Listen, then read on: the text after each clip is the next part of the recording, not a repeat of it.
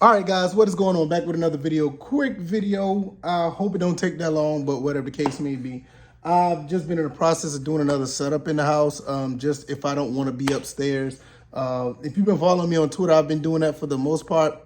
And it gets kind of tedious sometimes because I can't find like where I want to put my extra console sometimes, because sometimes I just don't want to be upstairs with all my other stuff. So when I want to relax and just be downstairs and chill out, I want to have a place where I play my games. And this is the latest, so don't pay me no mind with all of this stuff. But I hope you like the little setup. I like it so far.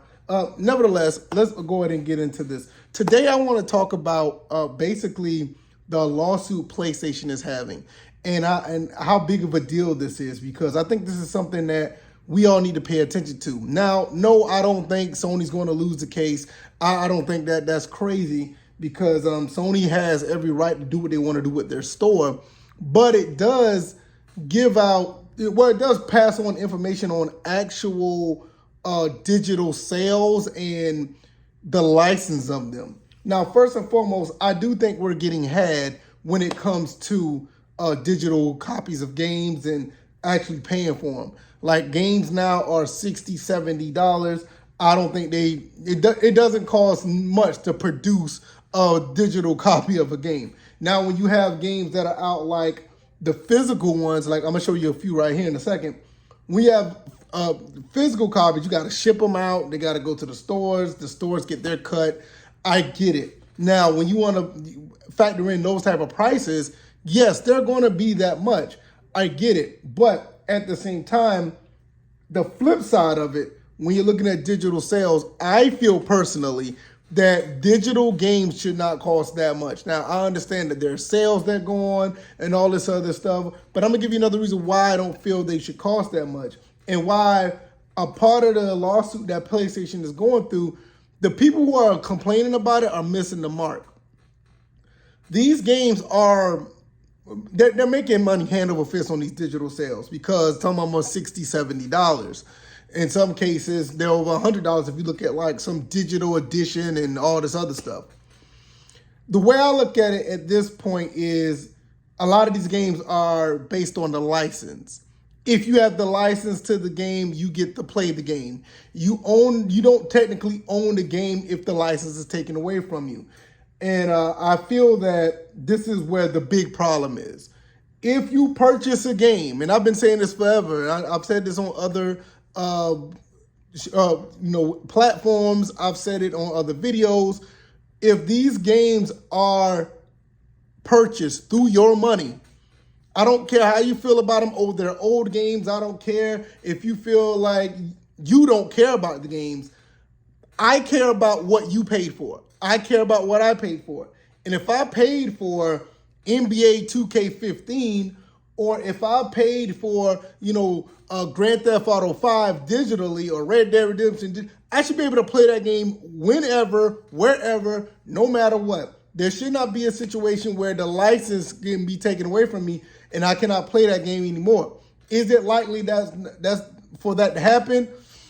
I think it's more viable that it could happen rather than you may think. I think it's a bigger threat than you may think. So we've seen the situation with Assassin's Creed. We've seen games delisted. We've seen all these other games that are just gone. And if your download list is still there, you should be able to still play it, right? Right, I agree.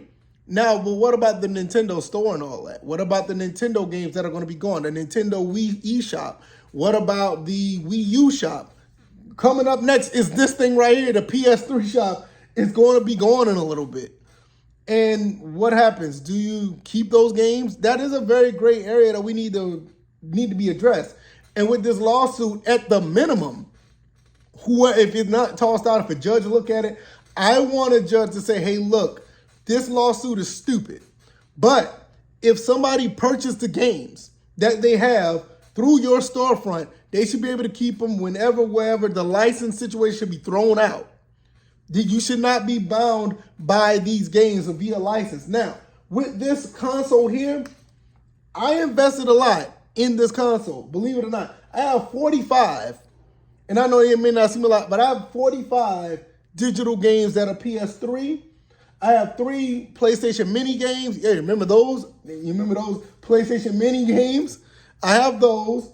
I have 7 PlayStation 2 titles, and I also have 38 PlayStation 1 titles. Some of them are Japanese and some of them are not. But I also have 3 PC Engine games. Yes, you can play PC Engine on your PS3. That's another story for another day. I don't want to talk about that. But nevertheless, when you have the PlayStation Store and all these other things that could go away, you should be able to keep those games no matter what. So I think the lawsuit is crazy, honestly. I mean, the PlayStation, well, Sony has the right to do whatever they want to do with their store. But when you have an agreement, and I understand that the agreement in the terms of service, I know somebody's going to say that, and they probably cut off the video thinking I'm crazy. But if you made it this far, I know the terms of service say like, hey, you made this agreement to have that the case. Yeah, but that's just off principle. Yes, there's some things that we should not have, honestly, we shouldn't have agreed to be honest with you. But when you look at it at the end of the day, it's still unethical and immoral, and I think that's something that should be thrown out. Now, do I think you're going to be able to keep your games? Yeah, I think you're going to be able to keep them in some form of fashion, whether it be by them changing the policy or you just hacking your system, which in some cases nowadays, hacking the systems aren't really that hard nowadays. So that's what you may be looking at. So I just feel like going forward with PlayStation 5 and whatever the case may be, especially with these digital-only consoles, you should have a situation where this stuff should be yours. You, me, all gamers, in all type of facets of situations, if you purchase it, it should be yours. The lawsuit, I think is stupid, to be honest with you. But how would you feel about anything else that you buy? What if somebody comes by, you purchase something and they come by your house and say you can't have it no more because the license of such and such or whatever you bought is no longer available? You know what I'm saying? What about that DVD that you bought or the movie that you bought digitally? What if they come and do that? It's a lot of factors when it comes to things like that, and it's something that needs to be addressed. Now, I could talk about DLC and all other stuff. Long story short, before I get out of here, I think DLC is another thing that shouldn't be taken away if you purchased it or if it's on the disc already. If it's already on the disc already, that's something that Capcom should be held liable for stuff like this. Like, I'm dead serious. If you know about Street Fighter Cross Tekken, you know what I mean. Don't even need to talk about that. But DLC, I get it.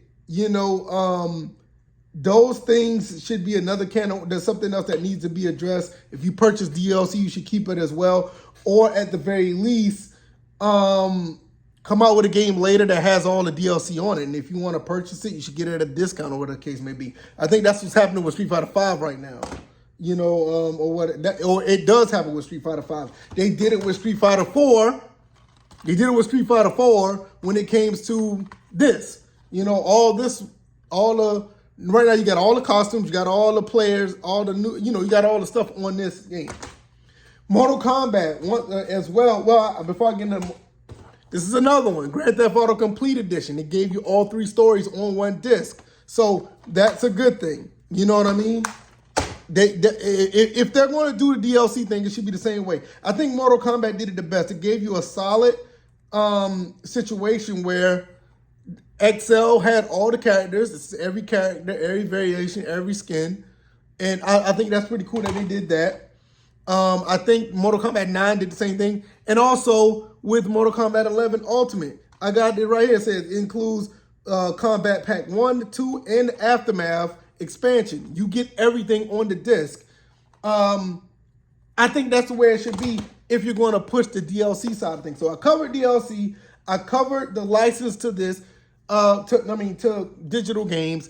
I think at the end of the day, if they're going to do anything as far as, the lawsuit goes, if anything that goes, I think a judge needs to look at this licensing thing because, yeah, I get it. We did sign the terms of service that nobody pays attention to, and I think they were banking on that.